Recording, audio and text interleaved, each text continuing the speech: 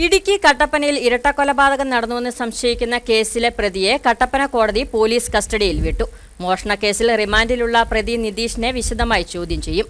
തുടർന്ന് വൃദ്ധനെ കൊലപ്പെടുത്തി കുഴിച്ചുമൂടിയെന്ന് സംശയിക്കുന്ന കാഞ്ചിയാറിലെ വീട്ടിൽ പ്രതിയെ എത്തിച്ച് തെളിവെടുപ്പ് നടത്തുവാനാണ് നീക്കം.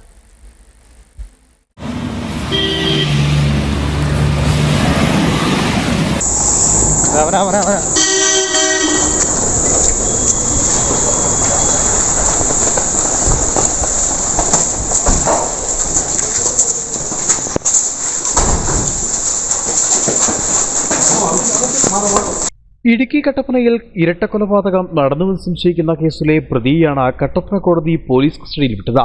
മോഷണക്കേസിൽ റിമാൻഡിലുള്ള പ്രതി നിതീഷിനെ വിശദമായി ചോദ്യം ചെയ്യും. തുടർന്ന് വൃദ്ധനെ കൊലപ്പെടുത്തി കുഴിച്ചുമൂടിയെന്ന് സംശയിക്കുന്ന കാഞ്ചിയാറിലെ വീട്ടിൽ പ്രതിയെത്തിച്ച് തെളിവെടുപ്പ് നടത്താനാണ് നീക്കം. നാളെ 1:30 വരെയാണ് പ്രതിയെ പോലീസ് കസ്റ്റഡിയിൽ വിട്ടിരിക്കുന്നത്. കട്ടപ്പന 1ാം ക്ലാസ് മജിസ്ട്രേറ്റാണ് നിതീഷിനെ പോലീസ് കസ്റ്റഡിയിൽ വിട്ടത്. പോലീസ് കസ്റ്റഡിയിൽ വിട്ട പ്രതിക്ക് ദേഹാസ്വാസ്ഥ്യം ഉണ്ടായതിനെ തുടർന്ന് വേണ്ട ചികിത്സ നൽകിയ ശേഷം തെളിവെടുപ്പ് നടത്താനും കോടതി നിർദ്ദേശിച്ചു. കോട്ടയം മെഡിക്കൽ കോളേജ് ആശുപത്രിയിൽ ചികിത്സയിലുള്ള മറ്റൊരു പ്രതി വിഷ്ണുവിനെയും കസ്റ്റഡിയിൽ വാങ്ങും. പ്രതികൾ താമസിച്ചിരുന്ന വീട്ടിൽ പോലീസ് സുരക്ഷ ഏർപ്പെടുത്തിയിട്ടുണ്ട്.